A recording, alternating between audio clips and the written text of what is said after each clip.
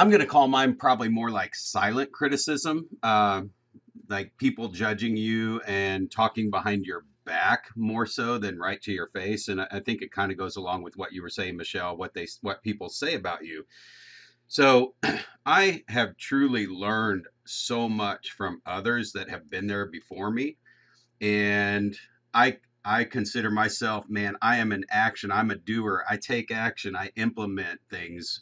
However, I do believe my criticism from others is that I don't take action, that I drag my feet. And last night I was at my investment network club.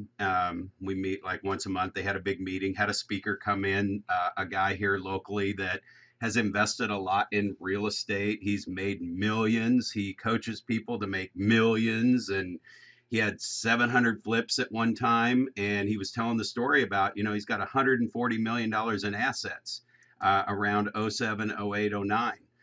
And it's like, who wouldn't want 140 million in assets?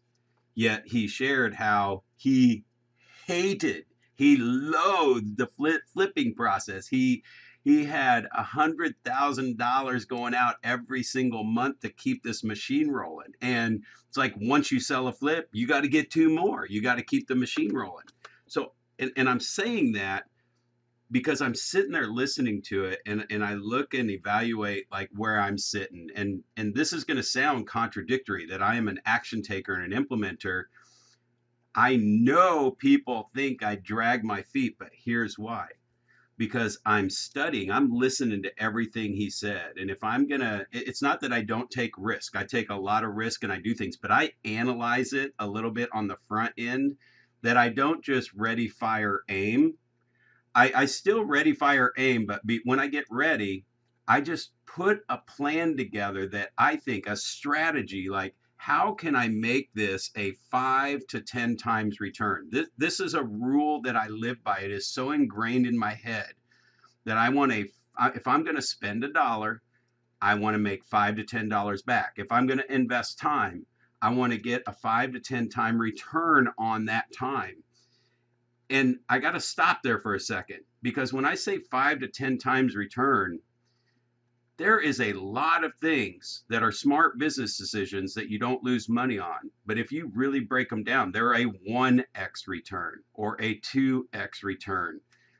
Guys, what I have found is 99% of everything that comes in front of me is a 1 or 2x return. And of that 99%, 90% of it could be a 1 to 0 or negative return.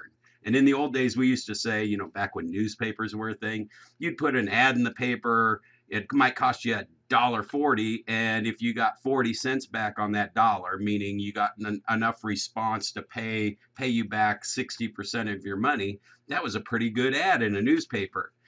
My brain cannot comprehend this loss leader thought process. And I can't, that just sounded like the stupidest thing ever. So before I spend my $1.40, what is my ad going to say to get $5.40 is the way I would look at it. So I'm just being smart by putting a strategy in front of everything. Like if you go to, I'm just going to use a conference for an example. If you got an expo hall, all this stuff looks so awesome and cool when you're there and you're in the hype and you're yeah. Before, I don't care if it's a show special and it's $1,000 off, I will sit down and figure out a strategy of how I'm going to use that product to get a 5 or 10x return.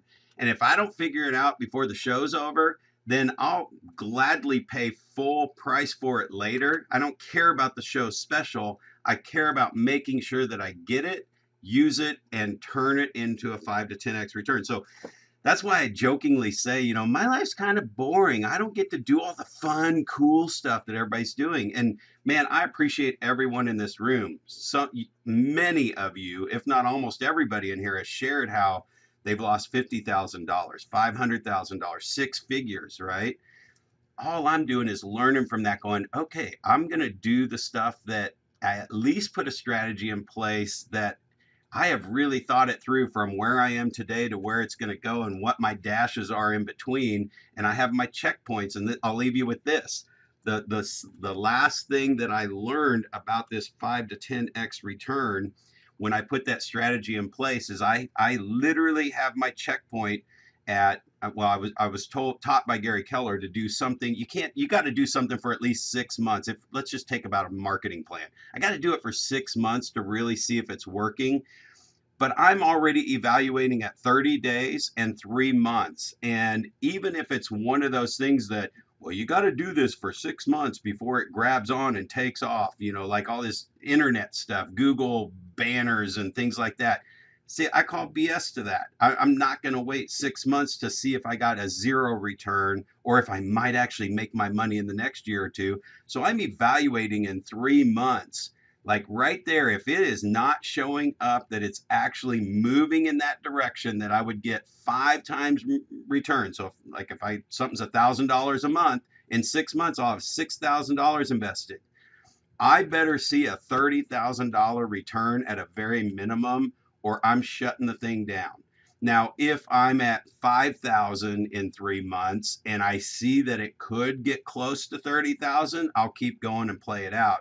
But I'm going to cut my losses before I get too far in. So I say all that just saying that my criticism from anybody outside of my head in Not on Planet Brad is probably like, he says he takes action on stuff, but he didn't sign up for my deal, or he didn't jump on my bandwagon, and he didn't do this, and he's not doing that. And I'm like, yeah, because I'm watching you guys do it, and I don't see the plan to get the 5x return.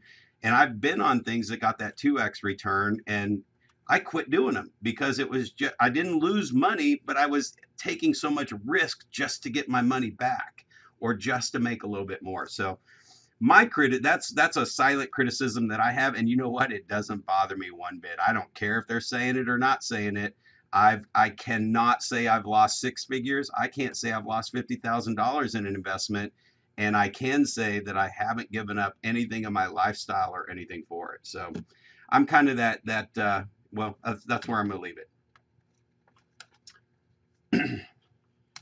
Brad, always brilliant, man. Thanks for your share. Thanks for your contribution and your energy. And it's funny that you say, I'm not out there doing the fun stuff. Something that I learned from one of my mentors, Keith Cunningham, is, he's like, yeah, everybody's, he makes this analogy, some people, you go to the grocery store, you're online, it's going really slow, and you look at the one to the other side, and it's starting to move fast. So you grab all your stuff and you move over to the other line. You're sitting there patiently, and then that line slows down. The line you're on starts going faster, and you wait for a minute. You're frustrated. You get back out of that line, go into the other line, and then the other line starts going faster. You're slow again. More of the story: get in line, stay in line. And he's like, but people are like, oh, but it's so boring. What I do is so boring.